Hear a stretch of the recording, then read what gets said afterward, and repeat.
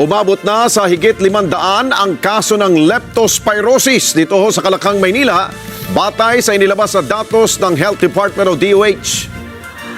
At dahil po dyan tiniyak ng gobyerno na nakaalerto ang lahat ng pampublikong ospital sa NCR para sa inaasahang pagdami pa ng mga pasyente. Sa National Kidney and Transplant Institute o NKTI, 90% po ng mga leptospirosis patients ay may tuturing na ngayong severe cases na nangangailangan na po ng agad na dialysis. Kunin natin ang live report ni Erlo Bringas. Erlo.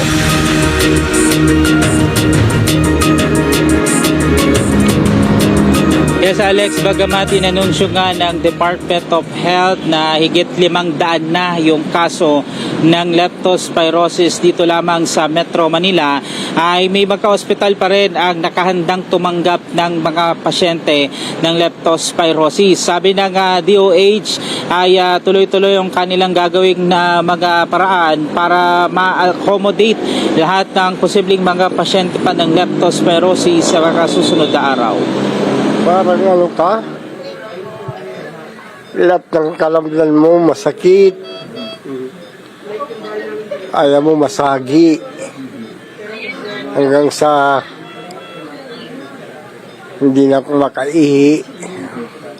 Gusto ko umihi. Walang lumalabas. Hindi nakala ni Mang Jose Burico na ang paglusong sa baha ay maaaring humantong sa malubhang sakit. Bilang isang naghahakot ng basura, aminado si Mang Jose na mahirap iwasan ang pagkakalantad sa baha at maruming tubig dahil bahagi ito ng kanyang trabaho. Pero matapos niyang magkasakit, doon niya naramdaman kung gaano kabigat ang leptospirosis. Ayon sa kanya, halos maubos ang kanyang lakas habang lumalala ang kanyang kondisyon. Parang wala na, kasi parang naupos ka na ba? Oo. Parang maupos na, tingnan mo, wala na akong lakas, inubos na yung lakas ko. Mag-iingat sila. Kasi hindi biro talaga, akala nila yung tubig ba malinis. Marumi yan. Lalo sa mga baha. Kabilang lang si Mang Jose sa mga kasalukuyang ginagamot at naka-admit sa mga leptospirosis hospital lalo na sa National Kidney Transplant Institute dahil sa nasabing sakit. Habang patuloy na binabantayan ng Department of Health ang pagdami ng mga kaso ng leptospirosis, tiniyak nito na may mga hakbang ng ginagawa para hindi ma-overwhelm ang mga ospital. Kabilang dyan ang pag-augment ng mga doktor, nurses at iba pang health professionals sa mga ospital na maraming tumatanggap ng pasyente. Sa NKTI, karamihan ng mga leptospirosis patients ay mga severe cases dahil karamihan sa kanila ay kailangan ng dialysis. Ayon sa ospital, mahigit 70% ng mga leptospirosis patients na nasa kanilang pangangalaga ay severe cases. Kaya para sa posibleng pagdami pa ng mga pasyente, nagdagdag na rin ang ospital ng mga tao at inihanda ang peritoneal dialysis bilang alternatibong paraan ng paggamot. Nandito po sa NKTI, more than 90% po ang nasa severe. Kasi ang napupunta po sa amin, yung nagda-dialysis. So kung makikita nyo, punong-puno po yung ER namin kasi yun po yung mga pasyente namin na nangangailangan ng dialysis. Bukod po dun sa araw-araw na nakikita namin mga pasyente na hindi naman po na lepto pero kailangan po ng dialysis. Mula po nung linggo hanggang ngayon, naumpisahan na po namin magbigay ng proseso. Yung proseso po ay nagdagdag kami ng mga karagdagang kama para makipasok. Nagdagdag po kami ng taho para magkaroon po ng taho gumawa ng dialysis. Samantala, hindi lang sa NKTI nakatutok ang paghahanda ng ahensya. May leptospirosis bed tracker din ang kagawaran para ma-monitor kung saang ospital may available na kama at para mai-transfer ang mga pasyente kung kailangan. Meron po tayo ngayon kasi maganda yung ating leptospirosis bed tracker na minention na rin ni Secretary, no? Na namomonitor po natin yung mga hospitals po natin kung alin sa kanila ang meron pang mga bakanting beds. Kapag napuno na ang isang ospital, may referral system din ng DOH para mailipat ang mga pasyente sa ibang ospital na may capacity.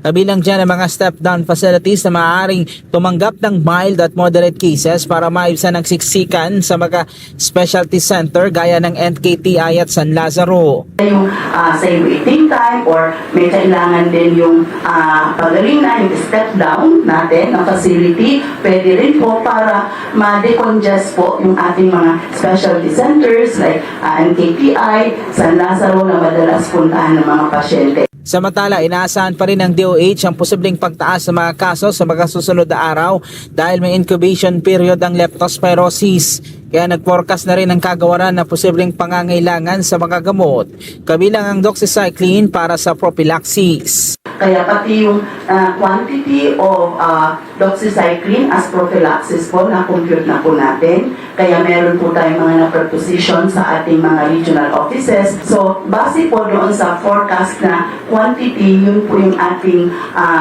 binibili na dagdag para po ma-assure po yung ating mga pasyente, ang ating mga kababayan na meron po.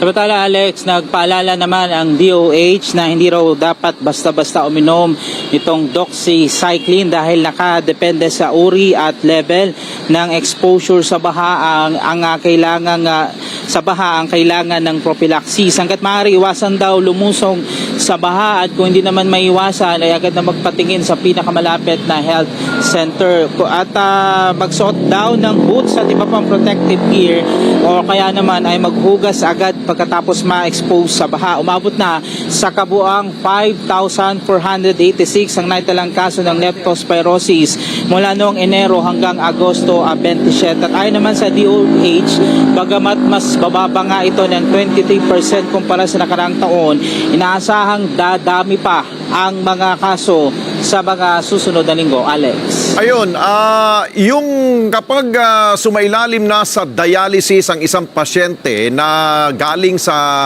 pagkakaroon ng leptospirosis, ano na yun, no? Erlo, na-explain ba na severe case na yan? Dahil nga, na-explain ba kung bakit ang target ng mga bakteryang leptospira ay ang kidney? Natanong ba ninyo yun?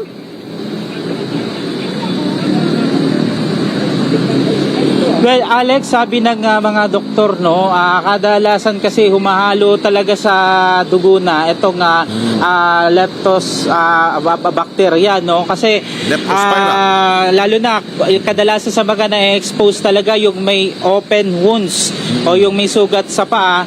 Kahit nga hindi sugat sa paa, Alex, ay maaari daw maka-adapt nitong itong virus nga ng leptospirosis. Kaya hindi nila o pinaalala nila na maigi sa mga kababayan natin kung talagang lulusong sa baha ay agad na agapan na o kaya naman magpatigin na, wag na raw antayin pa na magkaroon ng sintomas para hindi na umabot sa punto na madadala pa sa emergency hospital, Alex. Oo, linawin natin, Erlo, baka malito ang taong bayan, ha?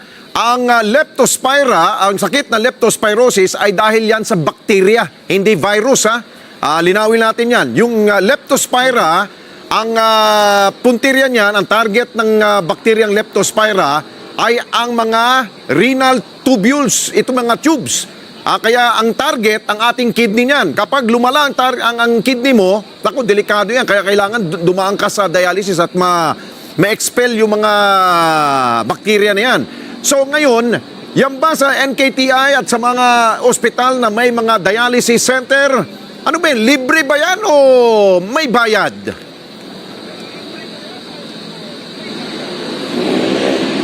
Alex, pwede raw ipasok doon sa zero billing policy na inilusad ng PhilHealth at doon sa mga kababayan natin na miyembro ng PhilHealth na ma-admit lalo na dito sa NKTI, kung kaya't yung mga kababayan natin ay wala raw dapat na ipag-alala kasi Alex, ang inaano ng DOH ay baka yung iba pag nakita ang NKTI baka may bayad ka agad dahil nga medyo private ng kaunti o semi-private hospital ito, pero ito'y under pa rin ng PhilHealth at ng DOH, kung kahit hinikayat nila na wag lamang doon sa isang ospital magpunta kagaya nga nung pinuntahan natin kahapon yung San Lazaro Hospital na halos punong-puno na sila ng mga pasyente ng leptospirosis. Kung kaya't yung Department of Health ay gumagawa ngayon ng referral system, kung pupunta doon sa San Lazaro ay ire-refer nila kaagad sa isang ospital para agad ma-accommodate yung posibleng pasyente nitong ang leptospirosis. Yung nga kung speaking of nung babalik babayaran, ay pwede raw yung mga PhilHealth members ay pasok yan doon sa tinatawag na zero billing policy, Alex. Ayun, dahil nga kung isipin ng ating mga kababayan kung talagang severe case na ang kanilang leptospirosis, pag dumaan, pag sinabing dialysis, may ano yan kagad, no? Tumatatak kagad yung metro. Kumbaga, naku, napakamahal niyan. Baka di na ako dumaan dyan sa ospital na yan dahil mahal. So, para maagapan na kasi sila'y mabuhay pa, kailangan ay maabisuhan na may zero billing pala. Tama si Pards ko dito. What if kung punuan na lahat ng mga government hospital, gusto nilang pumunta sa isang pribadong hospital, may bayad rin ba doon?